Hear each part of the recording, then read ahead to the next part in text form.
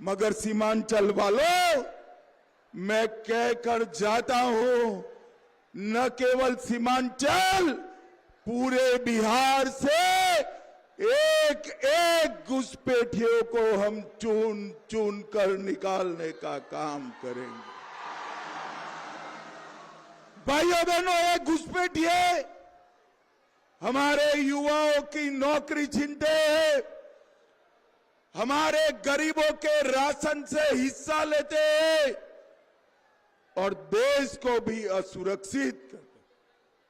मैं आज सीमांचल के पूर्णिया में पूरण देवी की भूमि पर बनमक्खी में आज कहकर जाता हूं, न केवल घुसपैठियों को निकालेंगे, उनका, अरे सुनो सुनो, उन्होंने जो अतिक्रमण किया है, ये भी पूरा जमीन दोस्त कर कर सीमांचल की भूमि को यहां पर जितने भी अवैध धंधे लालू के राज में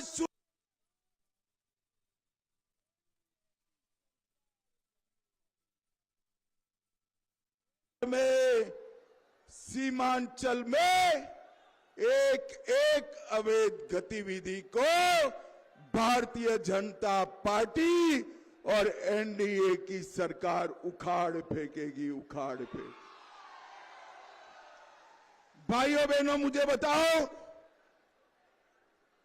हमारी मतदाता सूची से घुसपैठिए निकालने चाहिए या नहीं निकालने चाहिए? भाई करने दो ना। सीधे लिए चलते बिहार के मोतिहारी, मौजूदगी सीएम योगी आदित्यनाथ की है। नौजवान प्लान करने के लिए मजबूर हो गया था। पिछले 20 वर्ष में एनडीए की सरकार में नीतीश बाबू के नेतृत्व में बिहार में सुशासन की आधारशिला सुदृढ़ हुई है। और बहनों और भाइयों, इसी सुशासन की सुदृढ़ नींव में एक समृद्ध और विकसित बिहार के निर्माण के लिए एनडीए सरकार फिर से बिहार के अंदर आवश्यक है। और इसी के लिए आज मैं आपसे आह्वान करने के लिए आया हूं। बहनों और भाइयों, याद करिए, आज बिहार में वो सब कुछ है जो बिहार की समृद्धि और विकसित बिहार बनाने में सहायक हो सकती है। रोड की कनेक्टिविटी है, रेलवे की कनेक्टिविटी है, एयर कनेक्टिविटी है, इनलैंड वाटरवे की कनेक्टिविटी है, मेट्रो की सुविधा है। और बहनों और भाइयों, आज बिहार के अंदर वह सब कुछ है। आप याद करिए, एनआईटी है, आईआईटी है, आईएम है, एम्स है, इंजीनियरिंग कॉलेजेस की श्रृंखला है और बिहार के अंदर अब मेडिकल कॉलेजेस की भी एक लंबी श्रृंखला खड़ी हो गई है। बहनों और भाइयों, अब बिहार में अच्छे शिक्षण संस्थान हैं, खुल रहे हैं, निवेश आ रहा है और निवेश की पहली शर्त है सुरक्षा। अगर अपराधी जीतेगा तो निवेश भागेगा, अगर अपराधी जीतेगा सुरक्षा दांव पे लगेगी, नौजवान प्लान करेगा। और ऐसे ही अपराधियों के लिए हम लोगों ने यूपी में ये बुलडोजर खड़ा करके रखा हुआ है।